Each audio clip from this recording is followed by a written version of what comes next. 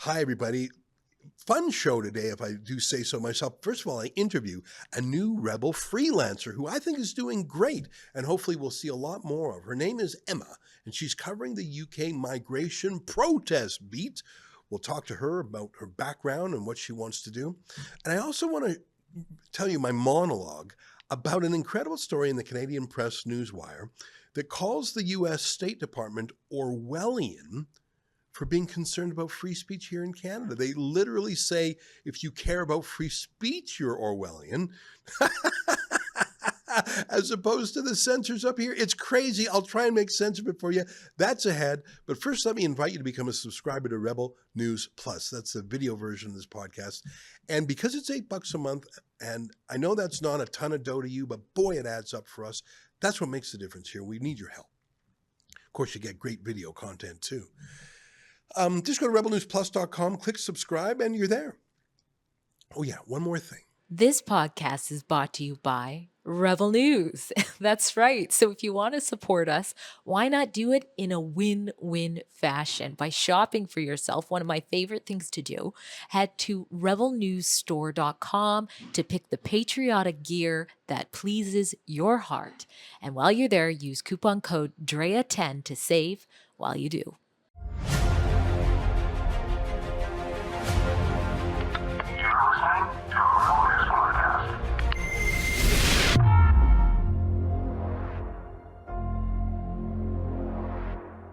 Tonight, which is more Orwellian, the Canadian government that censors people or the American government that complains about the Canadian government? It's August 15th, and this is the Ezra Levant Show. Shame on you, you censorious thug!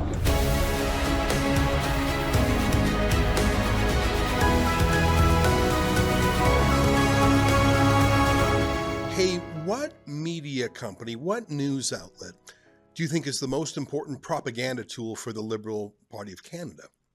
If you answer quickly, I bet you'd say the CBC, and in many ways you're right. They're larger than all other news companies in Canada combined in terms of staff and money. They often set the agenda for other reporters that copy them. But in terms of actual views, they don't command attention of Canadians like they used to in the pre-internet age, at least. There was some truth to the CBC, the idea that the CBC unified Canadians in that they gave a single political narrative to everyone, whether you liked it or not. And if you didn't like it, what were you going to do? That was before the internet, before talk radio was big.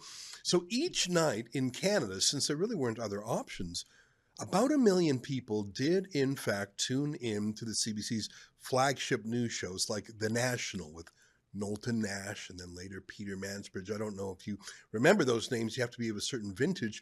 Can you even name the hosts now? Do they still even publish The National? When was the last time you watched it? Now, maybe you do. Maybe it's a hard habit for you to break, but their viewership is so low, I don't think they even publish it anymore. It used to be 1 million.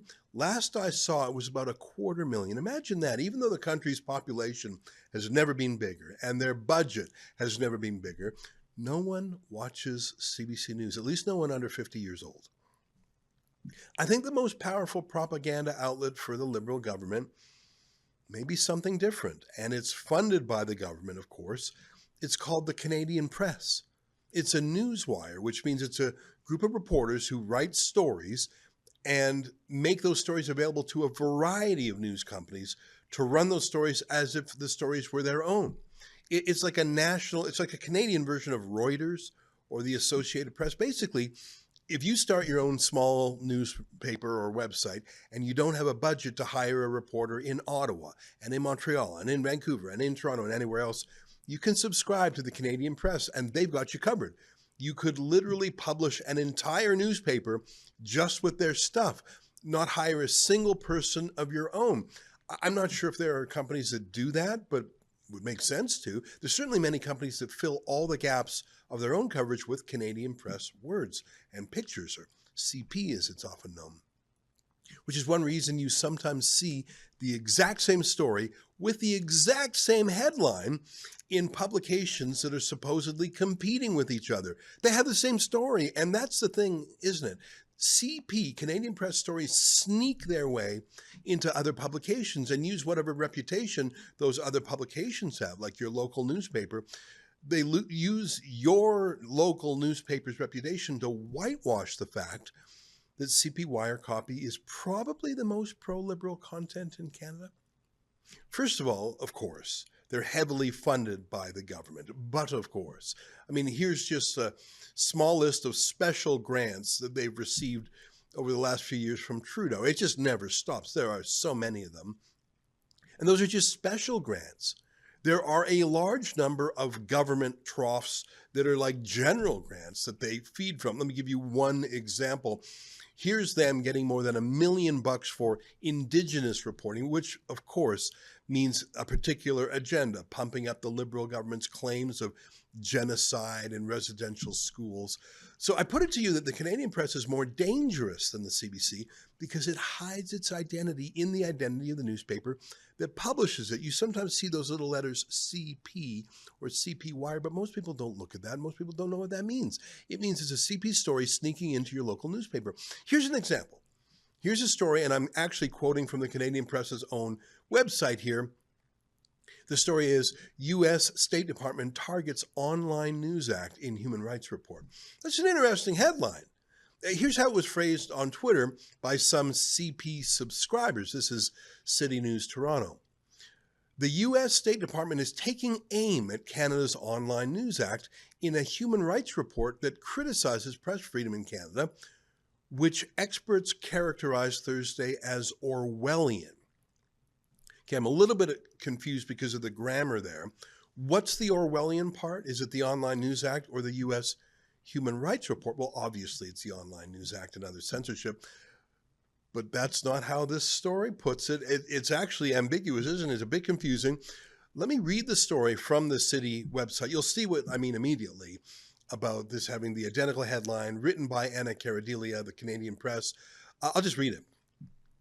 The U.S. State Department is taking aim at Canada's Online News Act in a human rights report that criticizes press freedom in Canada, which experts characterize Thursday as Orwellian. Now, I'm thinking, oh, the Canadian censorship is what's Orwellian. No. It's this. Welcome to opposite day. Let me read some more. The Online News Act, which requires Meta, that owns Facebook and Instagram, and Google, which owns YouTube, to compensate news publishers for the use of their content, is cited in a section of the report covering freedom of the press. That's quite some spin. In plain English, as you may know, the Canadian government has told Facebook and Google that they have to pay to link to news stories in Canada. If someone types in something in the search engine and Google says, okay, click here, they have to pay for the privilege of that. It's such a huge shakedown. It's contrary to the whole nature of the internet, which is clicking and sharing. You don't have to pay to link to someone. In fact, you're doing them a favor by sending them traffic. It's the reverse. News outlets pay Google, pay Facebook, because they want people to come to their sites. Anyways, Facebook saw this for what it is, a shakedown. They refused to pay. And so the only way to be compliant with the law is to not link to Canadian news stories on Facebook or Instagram, so they don't have to pay the shakedown, because otherwise they'd be breaking the law if they linked. So it's a form of censorship. Basically, the Canadian government says, pay us a huge amount of money or don't link to Canadian news stories, so they don't link. It's atrocious. It's awful for little companies. Okay, back to the story. Look at who the Canadian Press says the enemy is here. The U.S. is determined to crush two important pieces of Canadian legislation, the Online News Act and the Online Streaming Act. Their endgame is clear, said Fen Hampson, an international affairs professor at Carleton University. Who is Fen Hampson? That's such an interesting name. I Googled him. He is the president of the World Refugee and Migration Council. That's a bit of a weird choice to quote about media bias. That's just really weird. Let me read more in the story. Hampson said large tech companies oppose both pieces of legislation. What we're seeing is not what I would call honest criticism. Fen knows if you're honest or not. It's a calculated campaign to protect big tech's profits, he said. I would say, to put it bluntly, the report takes tiny grains of truth and spins them into a full-blown web of deception and misinformation that is perhaps worthy of George Orwell himself. Oh my God! So the people opposing the regulation and the taxation of social media, they're like Big Brother. And wouldn't you know it, the Canadian press found another professor to say the exact same thing. What are the odds? Alfred Hermida, a professor at the University of British Columbia's Journalism School, also referred to the concept of doublethink from Orwell's famous political dystopian novel 1984. Hermida said the report takes things, quote, that are actually promoting press freedom, but presenting them in a way as if they're curtailing freedom. Got it. So opposing the regulation, censorship, and taxation of social media, that's 1984. But the government that's doing those things, that's actually, that I'm so confused. How is taxing and regulating the internet promoting freedom? This is so upside down. These professors are accusing the U.S. State Department of doing precisely what they're doing. I got whiplash here. Now, I thought this was interesting. Take a look at this. The State Department took issue with a stream of that initiative, talking about government funding, that prioritizes the hiring of diverse journalists, including those who are Indigenous, Black, have disabilities, who are part of the LGBTQ community. The report claims it discriminated against journalists who fell outside of these favored categories. So the U.S. State Department is saying by giving money based on race or sex is discriminating to other people, which is so obviously true. We have visible minorities working at Rebel News. I'm not going to list them or identify them to you. That would imply they're tokens. We have people of every background at Rebel News. We have not applied for special grants for Black reporters or Indigenous reporters. We just haven't.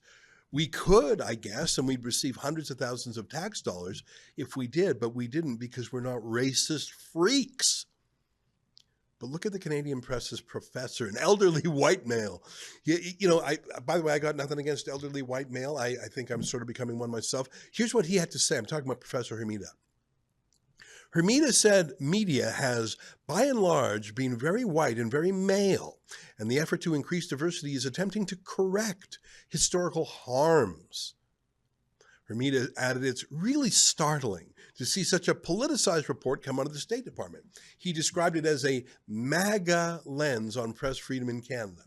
Got it. Hey, have you ever seen a white male quitting his own job to give it to a woman of color? Or they just want other people to pay the price for their reverse racism. Did you know, by the way, that white males, by doing journalism, have created historical harm? I didn't know that, but then again, I'm not a student in Professor Hermida's class. I love that line, though, MAGA, press freedom. You know, it's designed to be scary, MAGA, but I sort of like a little bit of that MAGA freedom myself, you know, the First Amendment and all that. So, by the way, who wrote this story for the Canadian press that's being reprinted across the country? That doesn't actually quote anyone on the other side of the story. They just have two professors condemning freedom of speech. They found two professors to use the exact same identical language. That's quite a trick. I wonder who crafted such a news article. Why, it's Anya Caradelia, if I'm saying her name right. She's a journalist. But here she is participating in a propaganda session with Stephen Guilbeault, the Liberal Party cabinet minister who drafted these media censorship laws. This is through a Liberal Party think tank called Canada 2020. I thought that was weird at the time. I remember seeing it. Since when does a reporter work at a political party function as a propagandist participating with the cabinet minister and then go back to journalism the next day reporting on those same liberal journalists? You see my point? See, when the CBC comes to lie to you, when the CBC tells you that censorship is freedom and freedom is censorship, when the CBC uses the word MAGA to scare you, at least you know they're government journalists, so you know not to trust them. But when the Canadian press does the same thing under 100 different names, being those subscribing newspapers across the country, it's sneakier, isn't it? Anya Caradelia has always been running errands for the Liberal Party, whether it's at a Liberal Party conference like Canada 2020 or now at the Liberal Party's funded CP News. Never, never, never trust them. Stay with us for more.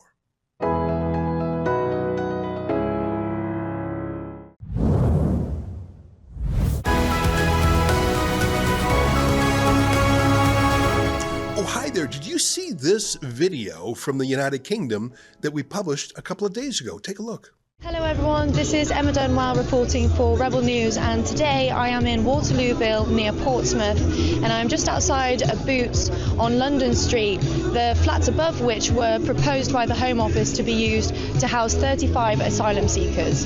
This then faced massive local backlash that turned national, with figures like Suella Braverman calling it an inappropriate decision. And a protest was held about 2 weeks ago where about 2,000 people turned up, calling the decision undemocratic. The Home Office, since the protest, has reversed their decision to house the asylum seekers here.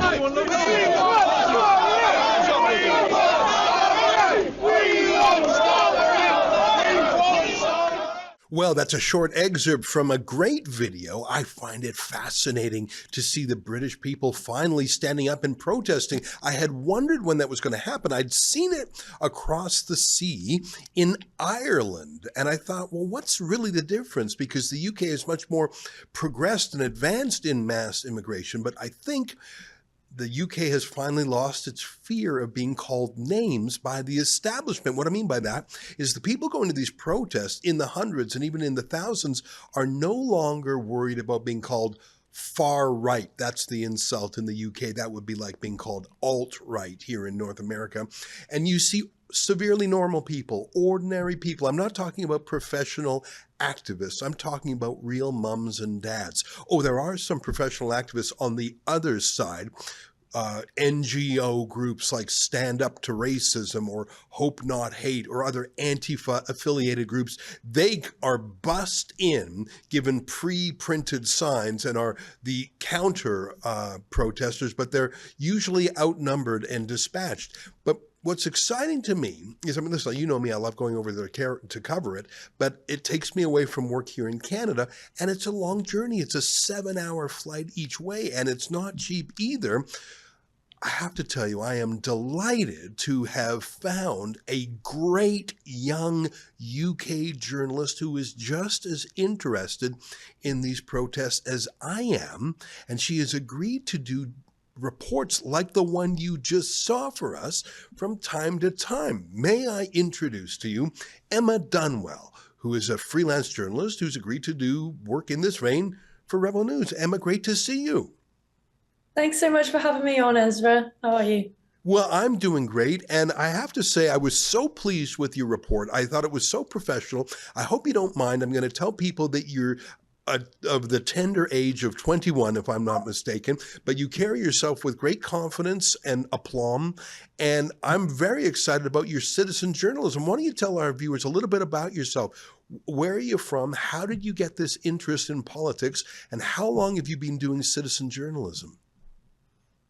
Well, I started, just to be brief, I started only in November. I went to a Tommy Robinson rally on October 26th, and he had inspired me to want to try and become a citizen journalist, and I was interviewed at the protest. The interview got a fair amount of views, and I started working for Resistance GB, where I started training with them. And within a couple of weeks, I was interviewing politicians with really no experience. But I was absolutely loving it. I was covering protests, I was doing live streams, and it was just amazing. But I've always been interested in politics. I've always, been quite opinionated. And yeah, I just started to really notice what's going on in the UK and the massive threat to free speech. I started feeling really upset about the winter fuel payments issue, the trans ideology towards children. I mean, my younger brother is autistic, and I noticed that there was a targeting of neurodivergent children. So it started to feel like I had a duty, because it seems that modern warfare is not drones or anything like that, it's information. And the more people out there getting information and not being paid thousands and thousands, and they have no reason to try and hide anything, the more people will know the truth. And that's when I decided that I wanted to become a citizen journalist. You know, I love hearing you use that word. We use that phrase a lot here in Canada. I've been coming to the UK on and off for really a decade. Tommy Robinson was our first citizen journalist there. He's a little bit of a hot potato. He worked for us for about a year, but we've stayed friends ever since. Citizen journalism, I think, is having its golden age in the UK. There's so many bright young people. We had Jack Hadfield on the other day. I really like that guy. And it's almost like you've got a young posse of young citizen journalists with cell phone cameras and microphones, and you've got courage because you're good for each other's morale, and you also have each other's back. And I just see there's a critical mass there. And I got to tell you, what you're doing is so important, because I know the BBC, that's the state broadcaster over there, and the Guardian and all the other media, they either ignore these citizen protests or they demonize them or they downplay them. I think the citizen journalists are breaking the cone of silence, the information embargo. And I think you and some of the other young people I mentioned, I think you're going to actually turn this thing around, because you are giving people a window on what's going on. You're disproving the lies. Like, I love the fact that you did what we call streeters or vox pop, talking to ordinary people. They're not racist. They're not, far right. They're just mums and grandmas mainly. Yeah, absolutely. I mean, I've witnessed no racism. And I often go around with my cameraman, who sometimes helps me out if I don't want to film first person, and he is a Jamaican immigrant. So if there was any racism, I think he would be the first one to experience it. And I did actually ask him, because I thought, well, if there is racism here, I'm not going to be the one to really see it. And I did ask him. I said, what was the vibe like? Did you feel like there was anyone who was judging you in that way? And he said no. And actually, people were coming up to him, thanking him for being there, because they're always told, like you just said, that we're racist, we're far right, and all of these things. And it's just not true. We're concerned for our country. We're concerned for our children. We're concerned for just the general safety and our sovereignty. And that's not a controversial opinion. It's also not controversial to want to preserve our own culture. And it's not controversial to say that British people should be a priority in Britain. Yeah, I think you're right. The ideas that we're talking about and that a lot of these protests talk about, it's only been about 6 months or a year ago that no one in the political establishment was talking about them. Even Nigel Farage, the leader of the Reform UK party, was very careful and almost dainty when he was asked questions like Steve Edgington asked him, would you engage in mass deportations? And he said no. Even in the last 6 months, I think the Overton window has moved so much that people can start talking about deportations and stopping the boats. I just feel like the dam has broken. Even Keir Starmer, the Labour Prime Minister who's letting so many in, he seems to feel the need to say butch things about keeping them out. He's not doing it. But if he feels compelled, he has to pretend he's against these illegal migrants, things have changed. Oh, absolutely. No, Keir Starmer is utterly useless. He's absolutely useless. And not only is he useless and incompetent, he's deliberately betraying the British people on the grounds of social cohesion, even while he's getting us closer and closer to just more riots on the streets and possibly civil unrest and maybe even civil war. And going back to reform, I remember just before going to the Tommy rally back in October, I was going to be a reform voter. And then Richard Tice came out and called Tommy's lot that lot. And I think it just absolutely crushed and alienated so much of their voting base, because we really thought that they were going to be, the new right, that were going to stamp down on immigration, stamp down on woke ideology, and just put Britain back to normal. But no, they started to cower. They've started to backpedal. I mean, they even started suggesting one in, one out, just like Starmer did. I mean, It's absolutely ludicrous. And we're supposed to still champion them as some kind of, hard as nails, working class, understands the blue collar man, when they clearly don't. I have a bit of a different opinion than you, and maybe it's because I'm not a British citizen, so I don't have as much skin in the game. I still think that Nigel Farage has the best chance of actually winning an election on this mandate. I think the Conservative Party is in disarray, very low in the polls. Keir Starmer obviously can't be trusted. Here's how I see it. Of course, Nigel Farage is a politician first, and politicians are always going to break your heart. They're always going to let you down. But if other forces, whether it's Tommy Robinson or citizen journalists or other smaller parties like Restore UK or Reclaim and Advance UK, I don't know the names of all of them, but there's so many new little parties that are hard reliant on immigration. If they can, I'm using that phrase, the Overton window, but I guess what I mean is if they can push the conversation forward, Nigel Farage, one thing he's good at is seeing where a parade is mustering and then going to the front of it to lead it. I think all politicians, that's their skill. So, Emma, I see your role and the role of so many citizen journalists and citizen activists is to change where the middle ground is. So Nigel Farage has no choice but to get tougher.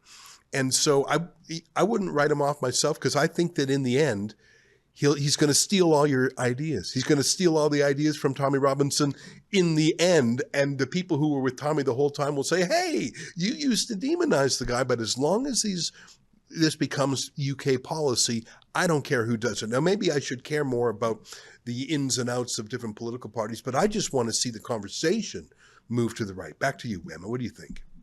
No, I absolutely agree. And to be honest, although I'm not a particular fan of Farage for the reasons that I just said, I do think that he will most likely be the next Prime Minister. Even though I think he alienated a lot of his voting base when Richard Tice made that comment, and the kind of further alienation that he's done to Tommy Robinson, I still do think that the majority of people will vote reform, even if they are angry at the exact same things, because it's splitting the right. We have all these parties, like you just said, Advance UK, UKIP, Heritage, or we have all of these different parties. But what people keep fearing is the fact that while we're all branching off, there's no one party that could really secure us. But with what you said about the Overton window shifting, I hope that as well as a shift from mainstream media to citizen journalism, we will see parties on the right uniting for the greater good of the country. I really, really hope that. It might be a pipe dream, it might be a fairy tale, for the world we're living in, but that is my biggest hope, because I do think that if, for instance, the likes of Heritage, UKIP, and Advance UK, sorry, it came to me.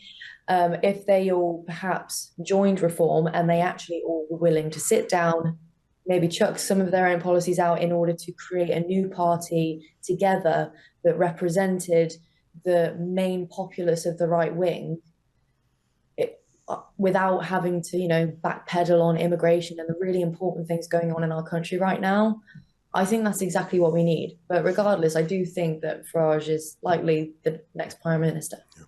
Well, I think the nature of political parties is that everybody wants to be the boss.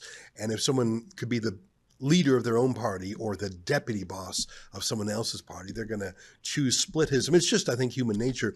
But what I care more about is the policy. And just for a quick example, the Conservative Party, which ruled the UK for 14 years, under whose watch immigration skyrocketed, they're trying to rebrand themselves as being tougher than Reform UK. So I love the fact that you have a contest amongst these other parties of who can be tougher and harder line on immigration. But listen, Emma, what I really care about is not politicians, but what's happening on the streets, what real Brits are thinking, and the fact that they're no longer afraid to stand up and be counted. And so you and I were just talking before we turned the camera on. I would love it if you were to continue being our eyes and ears on the ground at these grassroots peaceful protests. I want to keep showing the world that the people who want to stop mass immigration are normal mums and dads and grandmas and grandpas, normal young girls who are worried that they can no longer walk the streets safely at night. It's so important that you show the reality, because otherwise the lies of the regime media will take root. Will you continue to make videos for us from time to time from these grassroots protests? Because you're there on the ground. It's hard for me to trek overseas there. It takes me a couple days to get going and it's expensive. But if you can help us out by being our eyes and ears on the ground, not only I think would Canadians and Americans love it, but I think you'd have a huge following in the UK too, because there's simply a demand for the truth. Well, I would absolutely love to, and I am massively grateful for the opportunity. And I would like to say that, yeah, I am more than motivated, I suppose I could say, to keep proving, like you said, that these people are just worried for their country. They're not racists. They're not bigots of any kind. And the reality is that there are some pockets of unnecessary violence, and there are some people that are just there to cause issues. There is always going to be a handful in any group. But that in itself is also a byproduct of the wider agenda that we're seeing of mass immigration. And I think it's also important to report on. And yeah, I'm more than excited to be doing that for Rebel News. Well, that's wonderful. And we'll be as helpful as we can be to you.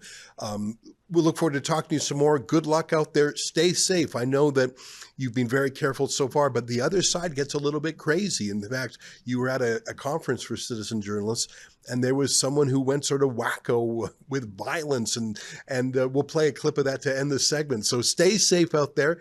Keep in touch. And thanks for being a freelancer for Rebel News. Thank you, Ezra. Thanks, Emma. And we'll close with a clip of you in that crazy interaction outside a citizen journalist conference. We've been talking with Emma Dunwell. Fuck you! Fuck you! Fuck you! Not speaking for me like this. What the fuck is your problem? What's your issue? Yo, no good like this. What happened? Not speaking for me. Mate, huh? Yeah, what?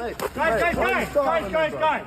Get out of here. What's going on? You fucking sorry, mate. Put blood all over us. Mate, Get the fuck. Why are you speaking like this for me? I didn't say anything. Guys, speaking for me like this. Please. Not speaking for me like this. Dude. I don't know who you are, mate. Dude. Get the fuck Why away. do it for me like this, dude? Not speaking for me like this, guys. Not speaking for me like this, dude. Fucking bitch, huh? Don't make me fucking love it Don't do like that. this. You're guys. Yeah. I'll put you down Don't again. like this for me. What do you mean don't do like this? Dude. Guys. What is your problem? Get the fuck away. Get the fuck off What is your problem? Why are you going for me like this, dude? Fuck off right now, bro. Fuck off right now, bro. Just walk away. Like this. Just walk away.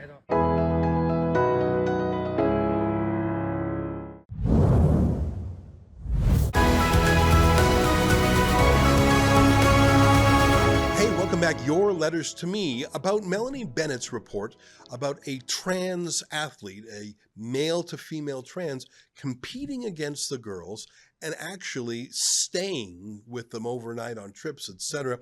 Bob Matt said, I'm still blown away how one person's rights supersede everyone else's rights. Well, that's the thing. It shouldn't be that way. If you are transgender in your private life, you're not offending everyone. As long as you're an adult, I really don't care what you do. I am opposed to people cutting off their body parts. I don't think that that's going to help you. I agree with Billboard Chris, who says no one's born in the wrong body, but that's none of my business, really. If you're an adult and you want to take hormones or cut body parts off, I don't agree with it, but it's none of my bloody business, I suppose. But when you start imposing yourself on other people, when you're a biological male who insists on going into the change rooms, when you're a biological male who insists on being on women's sports teams and stealing trophies meant for them, then it's not about your private personal life anymore, is it? It's about you being a cheater and violating other people's privacy and security. Robert Daou says not to be too hard on the girls of this team, but they have to take a stand and not play anymore. As long as the male is allowed to play, then stay home and don't play. Well, I agree with you, but easier said than done. that would only work if the whole team did it together, like that scene from the movie Spartacus, when they said, who's Spartacus? I'm Spartacus. I'm Spartacus. And they all were. And the idea being, well, you can't get us all. I'm worried, though, if the entire team said we're fed up with this, that theoretically, the entire team would be sacked. That's how powerful transgender extremism is in some of these sports leagues. On the UK migrant monologue, Al Matthews says some of these people look possessed. You know, we have no idea who illegals are. By definition, when they throw out their documents and are undocumented, we don't know. You know, an obvious point being, if these people are coming from war-torn places, whose side were they on? I saw a report just today that a suspected Houthi warlord, those are the Islamic terrorists in Yemen, has made his way to the UK as a refugee. Oh, I'm coming from Yemen. There's a civil war there. Yeah, and you're on the side of the murdering terrorists. When people throw their ID in the river or in the toilet of an airplane, they're clearly coming in bad faith. Everyone knows it. Everyone knows that they're fake refugees. They got to go back. That's our show for today. Until next time, on behalf of all of us here at Rebel World Headquarters, to you at home, good night, and keep fighting for freedom.